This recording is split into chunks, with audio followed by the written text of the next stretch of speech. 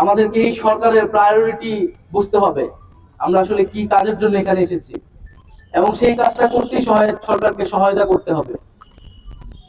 এবং আমরা বলবো যে এই জুলাই গণহত্যা সহ এর আগের যে গুম খুন, এই সকল গণহত্যা এবং গুম খুনের বিচারের মাধ্যমে কিন্তু সমাজে একটা ন্যায় বিচার নিশ্চিত পাবে, এবং এই শহীদ পরিবার এবং আহতদের সামনে জাতি হিসেবে আমরা আসলে দাঁড়াতে সক্ষম হব।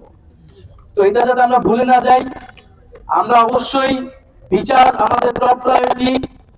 এই বাংলার মাটিতে এই গণহত্যাকারীদের বিচার নিশ্চিত করব, এটা ঘোষণা দিয়েই আমরা এক দফার ঘোষণা দিয়েছিলাম, এবং আমরা সেখান থেকে এক বিন্দু পরিমাণ পিছপা হইনি। আমরা বিচার নিশ্চিত করব, এবং যারা ইন্ডিয়াতে আশ্রয় নিয়েছে এবং ভাবছে যে বাংলাদেশকে তারা বাইরে থেকে অস্থিতিশীল করবে, তাদেরকে বলবো যে বিচারের সম্মুখীন হওয়ার জন্য মানসিকভাবে প্রস্তুতি নিন। শেখ হাসিনা বাংলাদেশে আসবে কেবলমাত্র বিচারের মুখোমুখি হওয়ার জন্য, ফাঁসির কাস্টে ঝোলার জন্য। আসসালামু আলাইকুম। এটা আমাদের জন্য খুবই কষ্টের, যাতে 4-5 মাস পরেও আমাদের ভাইদের শহীদ হওয়ার খবর আসে এবং আমাদেরকে শহীদ মিনারে আসতে হয়।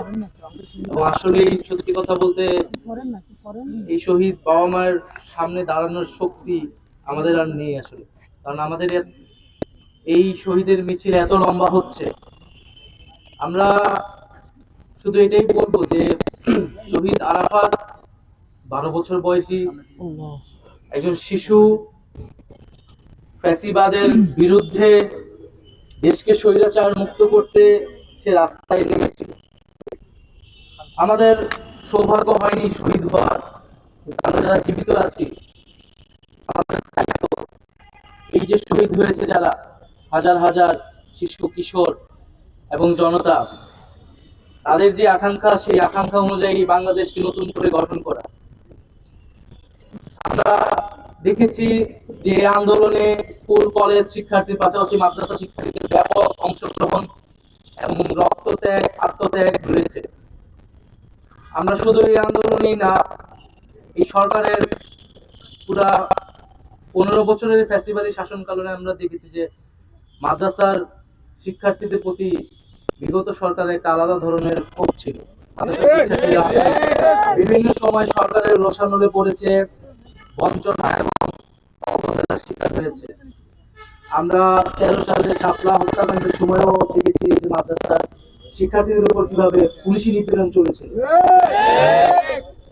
তারপরেও মাদ্রাসার শিক্ষার্থীরা রাস্তায় এই জুলাই আন্দোলনে নেমেছে, স্কুল কলেজ শিক্ষার্থীদের, বিশ্ববিদ্যালয়ের শিক্ষার্থীদের কাঁধে কাঁধ মিলে তারা লড়াই করেছে।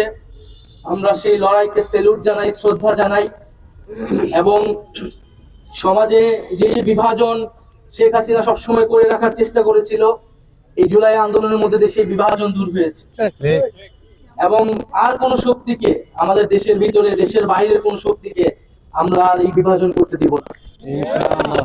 বাংলাদেশের জন্য, বাংলাদেশের স্বাধীনতা সার্বভৌমত্বের জন্য যারা লড়াই করবে, আমরা সবাই কাঁধে কাঁধ মিলে একসাথে আছি, ঐক্যবদ্ধ ভাবে আছি।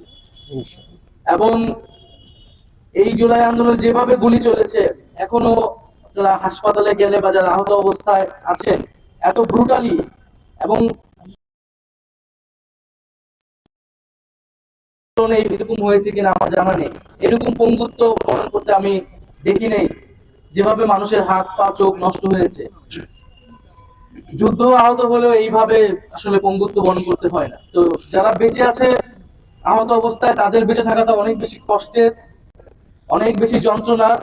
আমরা জানি, আমরা সেই যন্ত্রণা, সেই কষ্টের প্রতি সবসময় সমবেদনশীল। আমরা সকল শহীদ পরিবার, আরাফাত সহ সকল শহীদ পরিবারের প্রতি সমবেদনশীল, এবং এই সরকার অবশ্যই এই শহীদ পরিবার এবং আহতদের পরিবারকে রাষ্ট্রীয় মর্যাদায় পুনর্বাসন করবে, এবং তারাই এই জাতির শ্রেষ্ঠ সন্তান, এবং তাদের যে রক্তত্যাগ, সেই আকাঙ্ক্ষা অনুযায়ী আমরা বাংলাদেশকে গঠন করব। এবং মাঝে মাঝে আসলে আমরা যারা সরকারে আছি, আমরা তো সবসময় বলতে পারি না, কারণ আমরা নিজেরাই সরকারে আছি আমাদের সরকারের ব্যর্থতা বা সীমাবদ্ধতা নিয়ে। কিন্তু কষ্ট হয় যখন আমরা দেখি যে আমরা এই শহীদ পরিবার, আমরা এই জুলাই গণহত্যা, আমরা আমাদের এই গণহত্যাকারীদের বিচার, এগুলো বাদ দিয়ে আরো নানান ইস্যু নিয়ে আমরা কথা বলি। আমরা দেখি যে দেশে বিভিন্ন জায়গায় বিভিন্ন ধরনের দাবি দেওয়া এবং আন্দোলন হচ্ছে। আমরা সকল দাবি দেওয়ার প্রতি, আন্দোলনের প্রতি শ্রদ্ধাশীল।